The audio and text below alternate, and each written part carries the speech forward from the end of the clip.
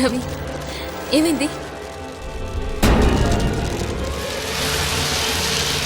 రవి, ఎందుకు అదోలా ఉన్నావు? అదేం లేదే. Are you sure? Yeah. Okay. Ganesh ఎందుకు పిలుస్తున్నాడు? కిందకి వెళ్ళి చూసొద్దాం. రాచారు. లేదు, నేను క్లీన్ చేసి వస్తాను. తర్వాత చేసుకోవచ్చులే, వాడు వెయిట్ చేస్తున్నాడు. పద పద చారు.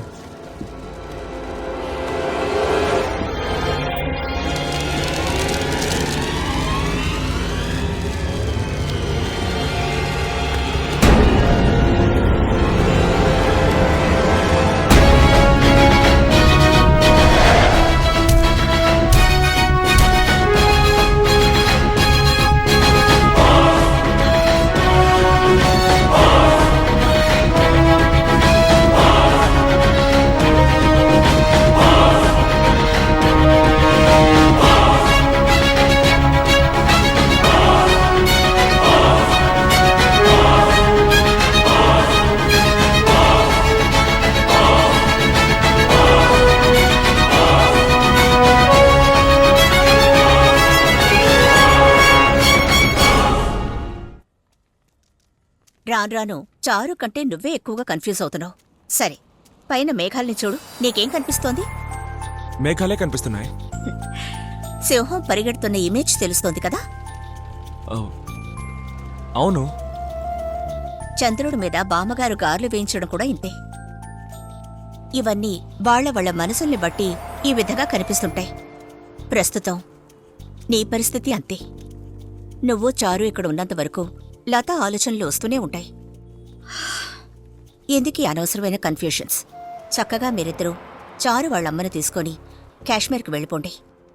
అదే మీ అందరికీ మంచిది. ఓకే? ఇమీడియట్గా డిశ్చార్జ్ చేయమని ఎందుకింత హడావుడు పెడుతున్నారు? అది నెక్స్ట్ వీక్ మా wedding doctor. All the best. Thanks. వీలైనంత త్వరగా డిశ్చార్జ్ చేయడానికి ట్రై చేస్తాను. Okay? Please doctor. Congrats. Thank you.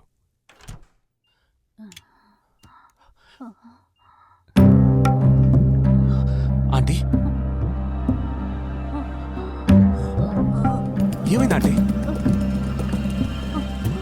ఏంటండి?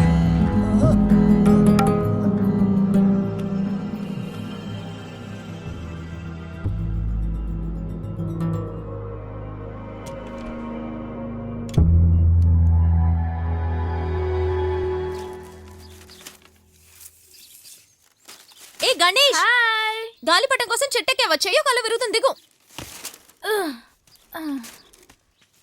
చెట్లు ఎక్కడంలో నేను కింగును మేడం. ఇది చాలా చిన్న చెట్టు. నా సర్వీస్ లో నేను ఎంతకంటే పెద్ద పెద్ద చెట్లు ఎక్కాను. ఇది ఉన్నంత వరకు హిమాలయాలు కూడా ఈజీగా ఎక్కేస్తాను. ఏంట్రా ఇది? అంతా మన సెక్యూరిటీ కోసమే. నేను ఎంత తిన్నా కడుపు నొప్పి రాకుండా ఉండడానికి ఇది. ఇదేమో బెడ్ మీద చుచ్చిపోకుండా ఉండడానికి. ఎవరిచ్చారు? వీటిని మా ఊరు స్వామీజీ ఇచ్చారు. స్వామీజీనా?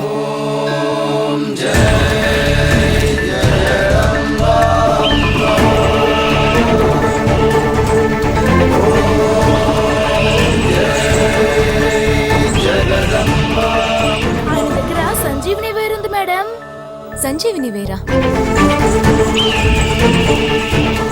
ఈ ప్రపంచంలోనే ఎంత పెద్ద దుష్టశక్తి అయినా దాన్ని బంధించి నిర్వీర్యం చేసే శక్తి దానికి ఉంది మేడం. కానీ దాన్ని కనిపెట్టి తీసుకురావడం అంత ఈజీ కాదు మేడం. అది గరుడు పక్షి గూట్లో ఉంటుంది. దాన్ని తీయాలంటే ఆ పక్షి గూట్లో లేని టైం చూసి ఆ పక్షి పిల్లలు ఎగిరిపోకుండా దొంగతనానికి వచ్చిన వాళ్ళు వాటి కాళ్ళకే ఇనుప తీగను చుడతారు. ఇదంతా గమనించిన గరుడు పక్షి మనుషులు వెళ్ళలేని ప్రదేశాలకి వెళ్లి సంజీవిని వేరుని వెతికి తీసుకొస్తుంది. ఆ వేరు తగిలిందంటే చాలు, ఇనుప తీగ కూడా కట్ అయిపోతుంది. వేరు తీగ మీద పడితే తీగలా కట్ అవుతుంది. అదే మంత్రమహిమని పెద్దోళ్ళు అంటారు మేడం. సంజీవిని వేరు గొప్పతనం గురించి ఎంత చెప్పినా తక్కువే అవుతుంది.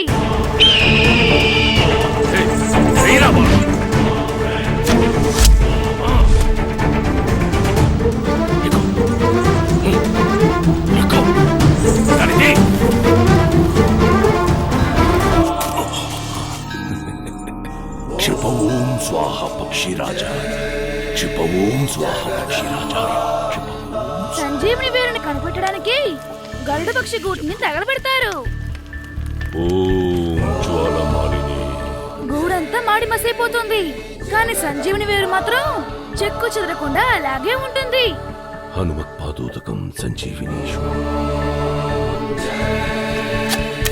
సంజీవుని వీరిని అగ్ని కూడా ఏమీ చేయలేదు. అది అంత శక్తివంతమైనది.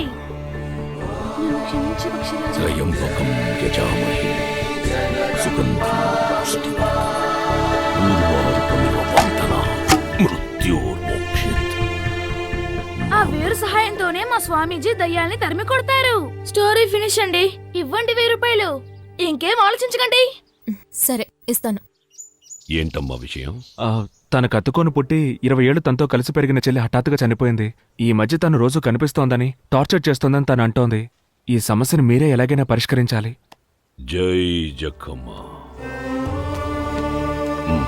తీసుకోమ్మా. దీర్ఘాయుష్మాన్ భవ. దీన్ని తీసుకెళ్లి మీ ఇంటి గుమ్మాని కట్టండి. ఏ దుష్ట శక్తి మిమ్మల్ని ఏమీ చెయ్యలేదు. ధైర్యంగా వెళ్ళండి. స్వామీజీ మీ ఫీజ్ 1000 రూపాయలు ఇవ్వండి. మీరు సంతోషంగా ఉంటే అదే నాకు చాలు. వెళ్ళండి. థ్యాంక్ యూ స్వామీజీ. స్వామీజీ, వాళ్ళు ఎంతో బెదిరిపోయి మీ దగ్గరకు వస్తే మీరు వాళ్ళకి కొబ్బరికాయ రాగిరేకి ఇచ్చి పంపారేంటి? సంజీవని వేరిచ్చి దయ్యాన్ని తరిమి కొట్టచ్చు కదా. గణేష్ ఇట్రా. సంజీవిని వేరంటే ఆషామాషి అనుకుంటున్నావా? ఇక్కడికి భూతప్రేత పిశాచాలను వస్తుంటారే, వాళ్లల్లో 100కి 99 మంది ఏదో భ్రమలో ఉంటారు, లేదా దేన్నైనా చూసి భయపడుంటారు. నిజంగా అవేవీ లేవు. వీళ్ళు పట్టణపు మనుషులు. రాక మన ఊరుకొచ్చారు, ఏదో చూసి భయపడుంటారు. ధైర్యంగా ఉంటారని అది ఇచ్చా. అర్థమైందా? ఏం కాదు. రక్షమా సరే రక్షమా. స్వామీజీ.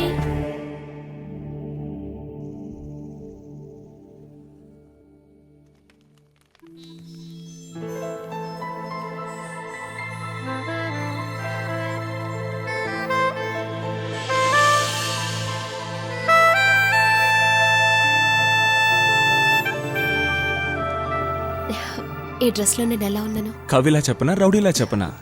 నువ్వు రౌడీవేగా, రౌడీలాగే చెప్పు. తాటికల్లు గురించి నువ్వు ఎప్పుడైనా విన్నావా? ఉదయాన్నే కుండలోకి తీసిన నొరగతో ఉన్న తాటి చెట్టు కల్లులాగా ఎంత ఫ్రెష్గా ఉన్నావో తెలుసా? కవిలాగా చెప్పు. వెన్నెల్లో మెరిసే దేవతవి నువ్వు. ఊరికే అబద్ధాలు ఆడుకో. పచ్చిగా చెప్తే రౌడీని అంటున్నావు, పాలిష్డ్ గా చెప్తే అబద్ధాలు అంటున్నావు. ఓకే, ఇక no dialogues, only action. 5 days లో మ్యారేజ్. అంతవరకు ఆగలేవా? చాలా కష్టం.